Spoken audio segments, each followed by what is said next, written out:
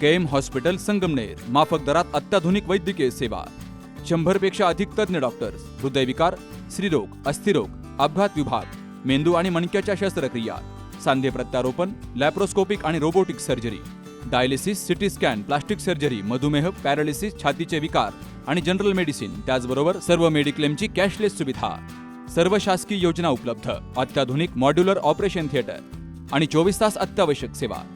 ठिकाण विठ्ठल मंदिरासमोर, Akole bypass road, Sangamner. संपर्क 99532 99532.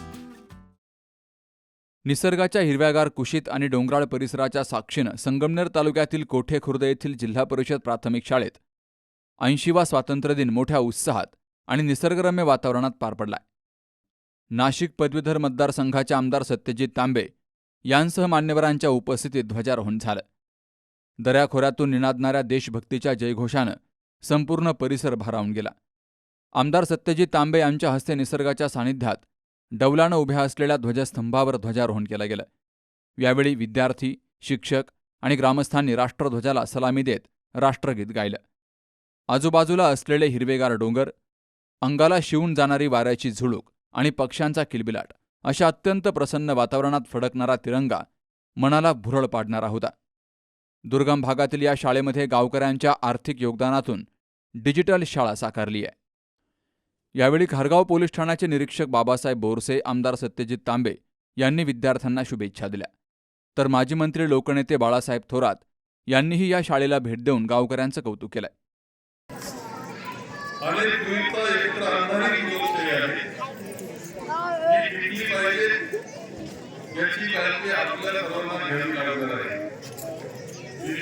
सर्वांना सांगेल की आपण जे मतदान करतो ते विचार केला पाहिजे की आपण मतदान आपल्याला उत्साहीला करतो का, स्वातंत्र्य समता मजबूताला करतो का.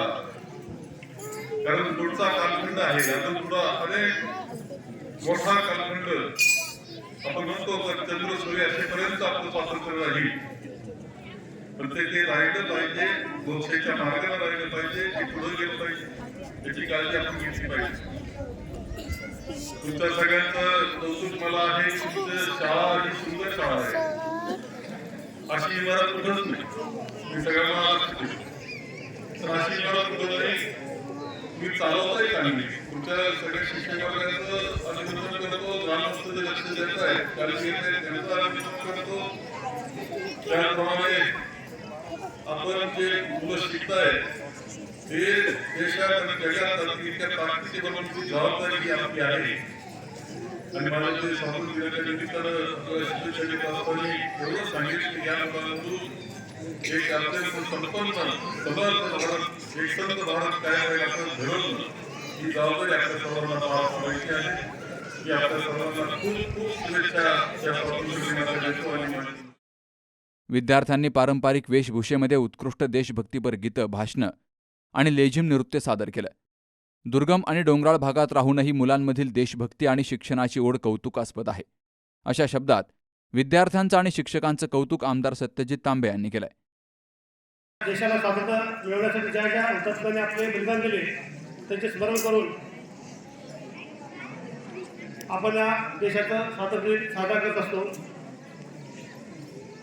देशाच्या स्वातंत्र्याचे फक्त आपण ध्वजारोहण करून आणि देशाला मानवंदन देऊन थांबणं हे उचित नाही.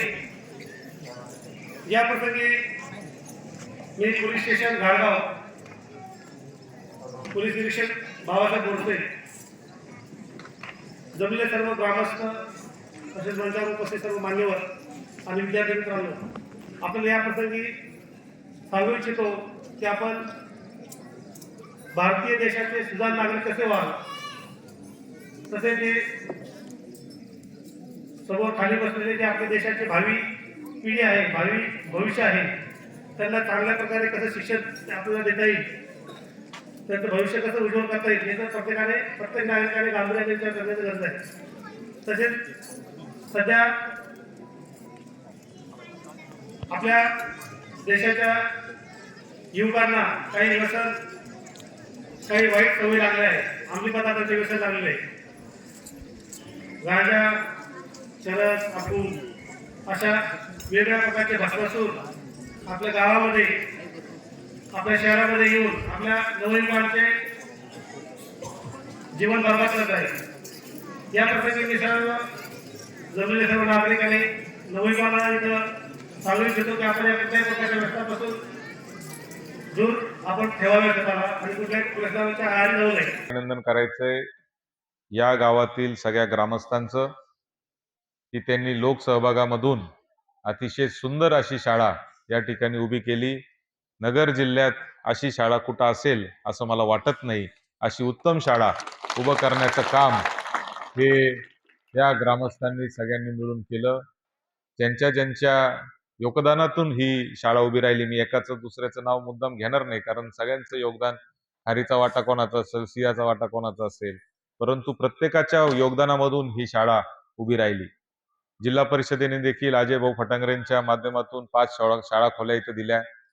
त्याचबरोबर प्रदीपजी डोकरे असतील, मातृभूमी प्रतिष्ठानचे सर्व पदाधिकारी असतील, या सगळ्यांचं विशेष अभिनंदन आणि आभार मी या निमित्ताने व्यक्त करतो। खरं तर याच शाळेमध्ये जेव्हा ही शाळा पडकी होती, साधी होती, खाली होती, त्यावेळेस प्रदीप डोकरेंसारखे मुलं इथं शिकले आणि ते मोठे झाले, पुण्या मुंबईला गेले, उद्योग व्यवसायामध्ये लागले आणि गेल्यानंतर आपल्या मातृभूमीप्रती आपलं एक प्रेम असलं पाहिजे। जिथं आपला जन्म झाला तिथं आपलं काहीतरी देणं असलं पाहिजे, या भावनेतून त्यांनी सगळ्यांनी मिळून ही शाळा आज उभी केली। त्याच्यामध्ये खरं तर मते सर, मध्ये सर आणि त्यांचे सर्व टीमचं देखील अभिनंदन करतो की त्यांनी खरं तर हा विचार त्यांच्या सगळ्यांच्या डोक्यामध्ये घातला। आणि असं असतं की तुमच्यावर विश्वास होता म्हणून ग्रामस्थांनी पैसे गोळा केलेले आहेत, लक्षात ठेवा।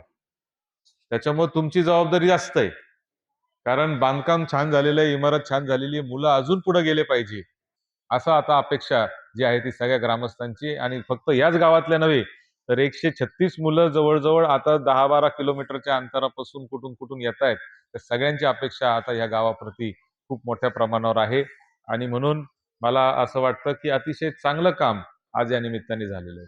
15 ऑगस्टचा आजचा दिवस आहे, स्वातंत्र्य दिन आहे, 80वा स्वातंत्र्य दिन आपण देशाचा साजरा करतोय।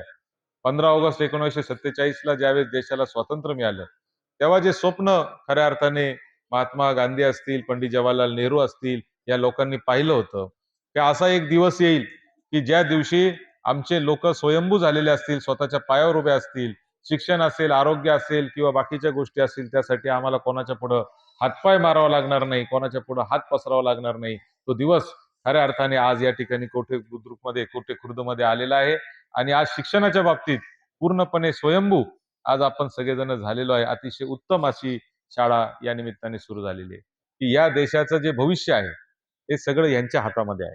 आणि यांच्या हातामध्ये मी यासाठी म्हणतो कारण मोठ्याचे जे पोरं आहेत, मोठ्या लोकांचे, त्यांना सगळं आयतं मिळालेलं आहे, त्यांना आता कष्टाची सवय राहिलेली नाही।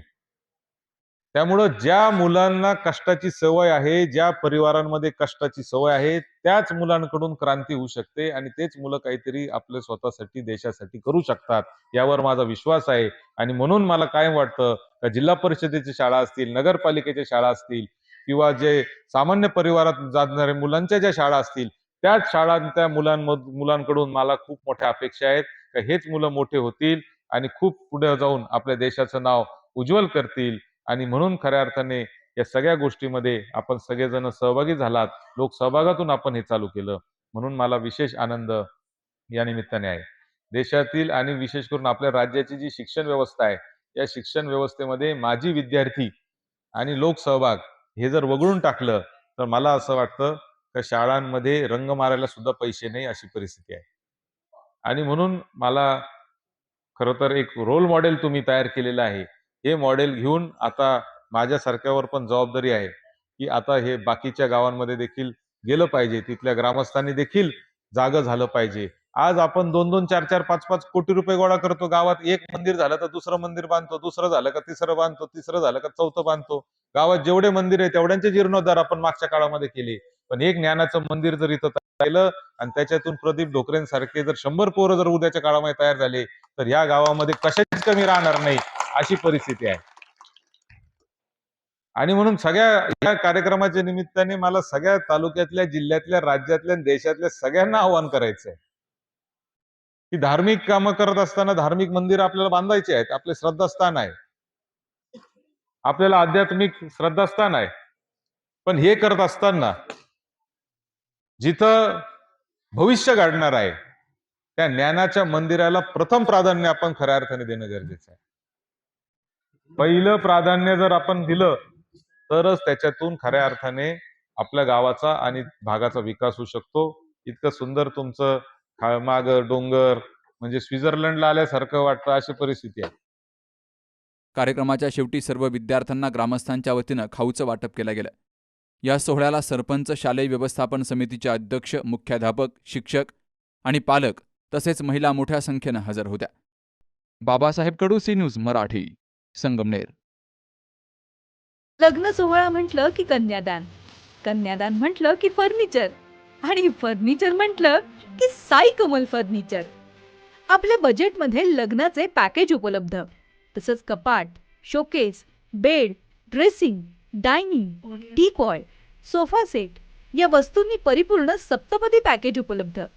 याचबरोबर टेबल, खुर्ची, आराम खुर्ची, वॉर्डरोब, डबल बेड तसंच सोफ्याच्या वेगवेगळ्या व्हरायटीज, अर्थात घरासाठी आवश्यक ते सर्व फर्निचर म्हणजेच संगमनेरमधील साई कमल फर्निचर. साई कमल फर्निचर इथं ऑर्डर प्रमाणे सुद्धा फर्निचर तयार करून मिळेल. आजच भेट द्या साई कमल फर्निचरला. प्रोप्रायटर गणेश साहेबराव सातपुते, वसंत लॉन्स समोर, संगमनेर. मोबाईल 98 814 73 753 आणि 98 902 61 272.